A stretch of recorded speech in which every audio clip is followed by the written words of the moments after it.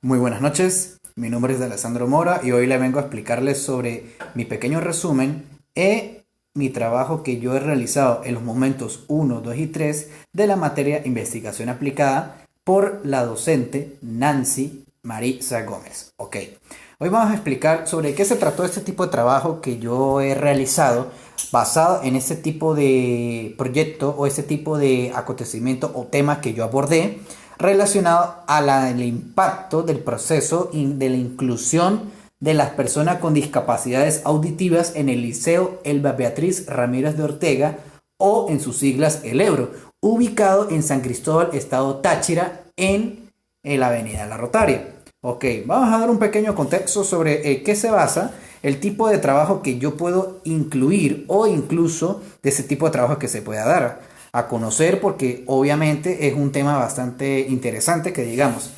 Ok, primero un poco de contexto sobre la inclusión porque la inclusión puede ser algo y que todo ser humano debe saber y muy en serio. Bueno, vamos a hablar primeramente lo que es el momento uno. ¿Cuál es el momento uno? La descripción del contexto. Y como cuál es el tipo de descripción del contexto es la definición o identificación del producto o del propio servicio. Vamos a hablar muy en serio sobre el tema de la discapacidad auditiva. Un pequeñito contexto de este tema. La deficiencia auditiva se define como una especie de ausencia o reducción a la pérdida auditiva o incluso la habilidad de crear, no, de tener e incluso el mismo aparato auditivo donde se produce el sonido, sea para oír o para escuchar o para hacer tipo de cualquier tipo de obstante, ya eso reforma de los cinco sentidos de lo que puede tener un ser humano. ¿Ve? Y entonces es algo que las personas pueden tener. Sin embargo, hay casos de que a nivel mundial las personas con deficiencia auditiva no, como se le conoce como personas sordas. Y eso tiene varios motivos. Las personas sordas son personas que han tenido un exceso de volumen, sonidos fuertes, que es por eso que el tímpano del oído es muy sensible. ¿Me explico? Pero hay otras personas que cuando se trata de deficiencia auditiva es porque ellos nacen siendo personas sordas. Y uno de esos son los que estos mismos estudiantes del Liceo Elba Beatriz Ramírez de Ortega se ha realizado un estudio y se ha realizado el tipo de acontecimiento que se puede dar en estos momentos. Cito y me da el permiso de yo leer una parte de lo que yo voy a explicar aquí en qué se basó la justificación de favorecer a la comunidad del liceo, a las personas sordas, a los estudiantes mediante una realización del análisis en el ambiente psicológico organizacional en la oportunidad, donde incluso se puede transformar en este mismo aspecto que tiene que ser incluso preparado, sea para los padres y docentes, sobre qué pasaría si sus hijos pueden contener eso. Por lo tanto, en este tipo de cuestiones se puede dar a conocer que las personas con este tipo de deficiencia puede tener cierto privilegio. ¿Por qué? Puede tener docentes, puede tener tutores, que puede ser tutores que es el lenguaje de señas y todo eso. Sin embargo, cuando fue durante los tiempos de la pandemia, que el COVID-19 en el año 2020, varios estudiantes de deficiencia auditiva no han tenido o no tuvieron los recursos suficientes o el aprendizaje o algunos instrumentos de poder realizar sus propios trabajos en casa en el aula virtual por la ausencia de cuáles personas que han sido sus docentes y todo eso.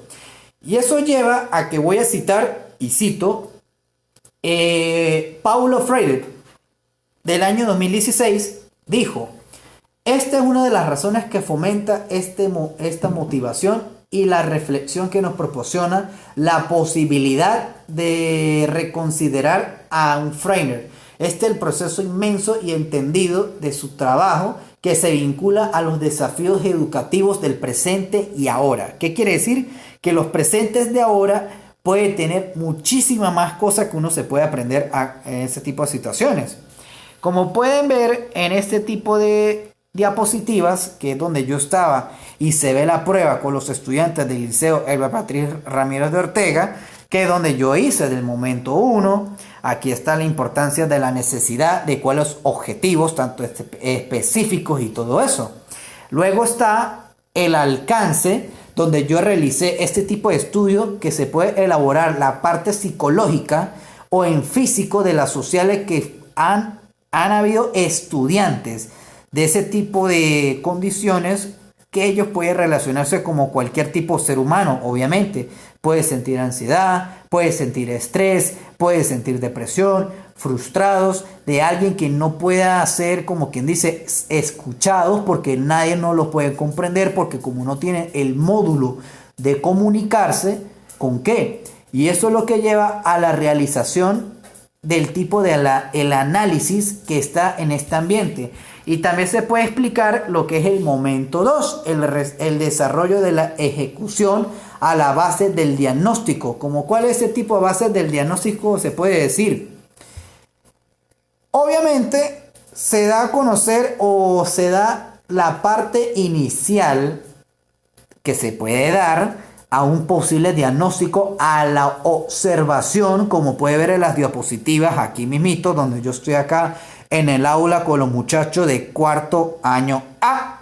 Y también aquí arriba, donde yo estoy con una persona, claro, época de la pandemia del COVID-19, donde yo le estaba explicando a algunos docentes, junto con la profesora y coordinadora de chicos con deficiencia auditiva, sobre el tipo, la fase y la revisión del análisis donde yo puedo justificar el tipo de estudiantes, porque solamente puede ser muchacho de bachillerato, obviamente. ¿Y qué pasaría con esos estudiantes con deficiencia auditiva cuando entran en las universidades?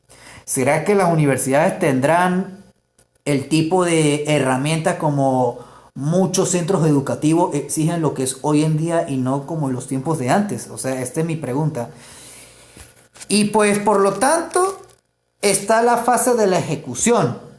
Como cuál es la fase de la ejecución, las recomendaciones de los proyectos que se puede realizar, las charlas y todo eso hacia varios representantes, padres, la recopilación de los datos primarios que se puede dar y otro tipo de niveles que se puede dar con ello. Y ya para concluir está lo que es el momento 3, el desarrollo de la propuesta, que obviamente se observa lo que es el plan de acción. ¿Como cuál tipo de plan de acción? Lo que se puede prevenir, los tipos de los efectos de la ansiedad en un estudiante, está precavido, está siempre pendiente y todo eso, y ya lleva lo que es el diagnóstico parte inicial, lo que es el primer mes y de los posteriores meses. Y ya al fin y al cabo, ahí ya se ve el resultado. Espero que le haya gustado y que tenga muy buenas noches.